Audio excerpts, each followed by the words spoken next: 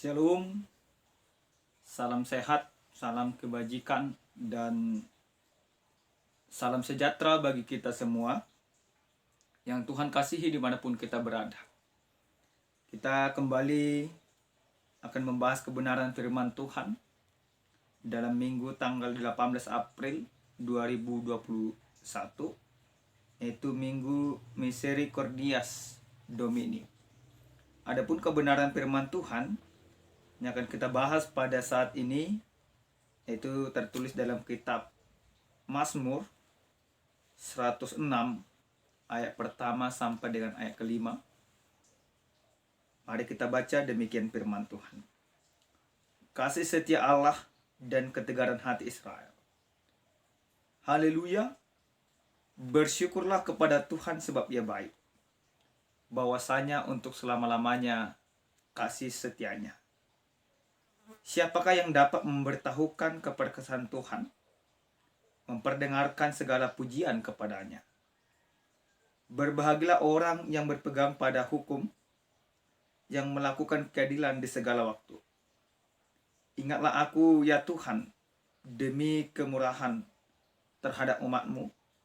Perhatikanlah aku demi keselamatan daripadamu, supaya aku melihat kebaikan pada orang-orang pilihan-Mu, supaya aku bersuka cita dalam sukacita umat-Mu, dan supaya aku bermegah bersama-sama milik-Mu sendiri. Sampai di sana pembacaan kebenaran firman Tuhan. Adapun tema kita pada saat ini yaitu hidup dalam kasih setia Tuhan. Bapak Ibu yang dikasihi Tuhan, dimanapun kita berada, bagaimana orang yang hidup dalam kasih setia Tuhan? Kalau kita melihat kehidupan kita pada saat ini, yaitu cenderung kehidupan yang tidak mencerminkan orang yang hidup di dalam kasih setia Tuhan. Tetapi kehidupan kita sering sekali mengandalkan pikiran, mengandalkan kemampuan, mengandalkan segala sesuatu yang kita miliki. Akan tetapi, lewat pemazmur pada saat ini ingin mengingatkan, ingin mengarahkan kita. Dalam judul perikop kita jelas dikatakan kasih setia Allah dan ketegaran hati Israel. Dari judul ini jelas kita melihat bagaimana sebenarnya kasih setia Allah yang senantiasa terus Allah nyatakan di dalam kehidupan kita. Bagaimana kasih setia Allah yang benar-benar mengarahkan kita untuk hidup sesuai dengan kehendak Tuhan. Sekalipun kita, kalau dalam hal ini dikatakan bangsa Israel mempunyai ketegaran hati Israel. Bagaimana ketegaran hati? Ketegaran hati di sini bukanlah menjadi gambaran bahwa seseorang itu kuat di dalam menghadapi tantangan. Tetapi ketegaran hati yang disampaikan oleh pemazmur dalam perikop ini adalah bagaimana orang Israel yang tidak memberikan hatinya benar-benar kepada Tuhan. Hati mereka ditegarkan atau hati mereka dijauhkan daripada Tuhan. Mereka senantiasa hidup di dalam kemauan sendiri dan tidak sesuai dengan kehendak Tuhan. Maka dikatakan kasih setia Allah. Artinya seperti apa? Sekalipun manusia, dalam hal ini diserukan pemazmur yaitu orang Israel, tegar hatinya, tidak turut dengan kehendak Tuhan, tetapi kasih setia Tuhan benar-benar hidup di dalam mereka. Dalam ayat yang pertama, pemazmur katakan haleluya. Haleluya ini merupakan bagian dari ungkapan syukur yang dimiliki oleh pemazmur. Makanya dikatakan haleluya, bersyukurlah kepada Tuhan sebab Ia baik. Bahwasanya untuk selama-lamanya kasih setianya. Bersyukurlah kepada Tuhan. Pemazmur pertama sekali haleluya. Ini mau menggambarkan bagaimana pemazmur benar-benar mempermuliakan Tuhan di dalam kehidupannya. Bagaimana pemazmur benar-benar mengatakan bahwa Allah itu adalah Allah yang esa. Bagaimana pemazmur menyampaikan bahwa kasih setia Tuhan benar-benar nyata di dalam kehidupan setiap orang. Mazmur serukan kepada kita pada saat ini, haleluya, bersyukurlah kepada Tuhan. Kita harus bersyukur hanya kepada Tuhan. Tidak kepada Tuhan yang ada di dunia, tetapi hanya kepada Tuhan yang Esa, pencipta langit dan bumi. Dalam ayat yang kedua, pemazmur katakan, siapakah yang dapat memberitahukan kepada kesaksian Tuhan, memperdengarkan segala pujian kepadanya. Ada sebuah ungkapan pertanyaan yang disampaikan parikop kita kepada kita pada saat ini. Siapakah yang dapat memberitahukan keperkasaan Tuhan? Dengan apa keperkasaan Tuhan kita gambarkan? Keperkasaan Tuhan tentu tidak ada gambarannya. Keperkasaan Tuhan yaitu mau menunjukkan bahwa Tuhan itu adalah Tuhan pencipta, pemelihara, dan penyayang di dalam kehidupan kita. Tidak ada yang bisa kita gambarkan akan keperkasaan Tuhan. Tidak ada bandingannya. Kalau kita katakan keperkasaan Tuhan itu bagaikan seorang raja yang memerintah sebuah kerajaan, tentu iya. Tapi keperkasaan Tuhan lebih daripada itu. Karena apa? Karena keperkasaan Tuhan melampaui segala raja yang ada di dunia, melampaui segala kuasa yang ada di langit. Karena Tuhan yang begitu perkasa senantiasa menunjukkan kasih setianya kepada kita. Baru dikatakan memperdengarkan segala pujian kepadanya. Siapa yang mau? Siapa yang mau menyampaikan pujian kepadanya? Lalu dalam ayat yang ketiga dikatakan, berbahagialah orang yang berpegang pada hukum, yang melakukan keadilan di segala waktu. Berbahagia. Ada sebuah ungkapan di sana, berbahagialah orang yang berpegang pada hukum. Artinya seperti apa? Banyak orang berpikir bahwa hukum itu adalah menyesatkan atau memberatkan. Tetapi dalam hal ini pemazmur mau katakan kepada kita, hanya orang yang hidup dalam hukum Tuhan, yang berpegang dalam aturan Tuhan, yang hidup dalam koridor Tuhan, maka dialah orang yang berbahagia.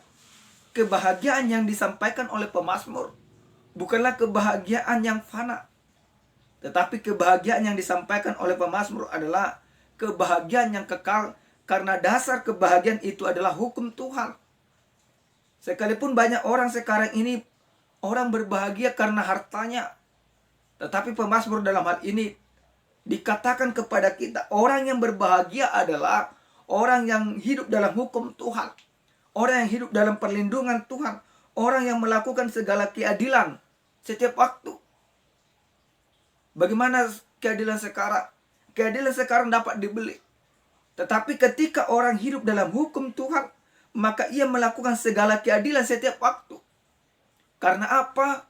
Karena dia melakukan keadilan itu bukan karena aturan, tetapi karena ketaatan dia kepada Tuhan. Bapak Ibu yang Tuhan kasih, bagaimana dengan kita? Apa letak kebahagiaan kita? Bagaimana kita melakukan sebuah keadilan? Firman Tuhan pada saat ini jelas mengajarkan kepada kita supaya kita dapat berbahagia di dalam kehidupan ini. Maka mari kita berpegang kepada hukum Tuhan sehingga kita mampu melakukan keadilan itu setiap waktu di dalam kehidupan kita. Menjadi pelaku-pelaku keadilan Tuhan. Itulah seruan dan panggilan yang disampaikan kepada kita pada saat ini. Yang berikut dikatakan, ingat aku ya Tuhan demi kemurahan-Mu, kemurahan terhadap umat-Mu. Perhatikan aku demi keselamatan daripadamu, supaya aku melihat kebaikan dan orang-orang pilihan-Mu, supaya aku bersuka cita dalam sukacita umat-Mu, dan supaya aku bermegah bersama-sama milik-Mu sendiri. Lalu pemazmur bermohon kepada Tuhan, ingatlah aku ya Tuhan demi kemurahan terhadap umat-Mu. Pemazmur mencoba merendahkan diri di hadapan Tuhan. Dia tidak katakan bahwa dia adalah orang yang melakukan hukum Tuhan. Tetapi dia mau memposisikan dirinya supaya Tuhan mengingat dia. Dia mengenal siapa dia yang tidak punya hitungan di hadapan Tuhan. Maka dia katakan, ingatlah aku ya Tuhan demi kemurahan-Mu terhadap umat-Mu. Bagaimana Tuhan mengasihi umatnya Israel. Maka pemazmur mau kasih Tuhan juga nyata di dalam kehidupannya. Sebagaimana kasih Tuhan kepada orang Israel, demikian juga harusnya kasih-Mu kepada aku. Itulah sebenarnya yang disampaikan oleh pemazmur. Lalu dia kata, perhatikan aku demi keselamatan daripada umat-Mu. Ada sebuah doa permohonan yang disampaikan oleh pemazmur. Lalu dalam ayat kelima dikatakan, supaya aku melihat kebaikan pada orang-orang pilihan-Mu, supaya aku bersuka cita dalam sukacita umat-Mu, dan supaya aku bermegah bersama-sama milik-Mu sendiri. Pemazmur katakan, supaya aku bermegah bersama-sama milik-Mu sendiri. Dia tidak mau bermegah di dalam dirinya, tetapi dia mau bermegah di dalam Tuhan. Nah, Bapak Ibu yang Tuhan kasihi, sesuai dengan tema kita dikatakan hidup dalam kasih setia Tuhan. Bagaimana orang yang hidup dalam kasih setia Tuhan? Ini yang harus kita khotbahkan. Yang pertama sekali, orang yang hidup dalam kasih setia Tuhan adalah tahu bersyukur. Nah, seperti pemazmur pada saat ini. Dia mau bersyukur kepada Tuhan. Dia mau mempermuliakan Tuhan. Dia mau memuji Tuhan di dalam kehidupannya. Karena apa? Karena dia tahu bahwa dia hidup di dalam kasih setia Tuhan. Bahwa hidupnya adalah hidup karena kasih setia Tuhan, bukan karena kebaikan dan kelebihannya. Itu yang pertama. Orang yang hidup dalam kasih setia Tuhan tahu bersyukur. Yang kedua, bagaimana orang yang atau hidup yang dalam kasih setia Tuhan. Yang kedua, dia hanya berbahagia karena dia mau melakukan hukum Tuhan. Nah, banyak orang seperti kami katakan tadi, mereka berbahagia karena hartanya, karena kedudukannya. Tetapi orang yang mau hidup dalam kasih setia Tuhan, maka dia berbahagia karena dia hidup dalam aturan Tuhan. Orang yang hidup dalam aturan Tuhan, dia tahu merendahkan diri, sehingga dia tahu melakukan segala ketentuan dan hukum Tuhan. Dan yang ketiga, dan ini yang terakhir, bagaimana orang yang hidup dalam kasih setia Tuhan, dia hanya bermegah di dalam Tuhan. Bapak Ibu yang Tuhan kasih, bagaimana dengan kita? Kita bermegah karena apa? Tetapi lewat kebenaran firman Tuhan ini, pemazmur Tuhan katakan kepada kita, ketika kita hidup dalam kasih setia Tuhan, maka kita hidup bermegah hanya di dalam Tuhan. Bukan karena kemampuan kita, karena kelebihan kita, tapi karena kasih setia Tuhan yang nyata dan benar di dalam kehidupan kita. Amin. Selamat hidup di dalam kasih setia Tuhan. Shalom.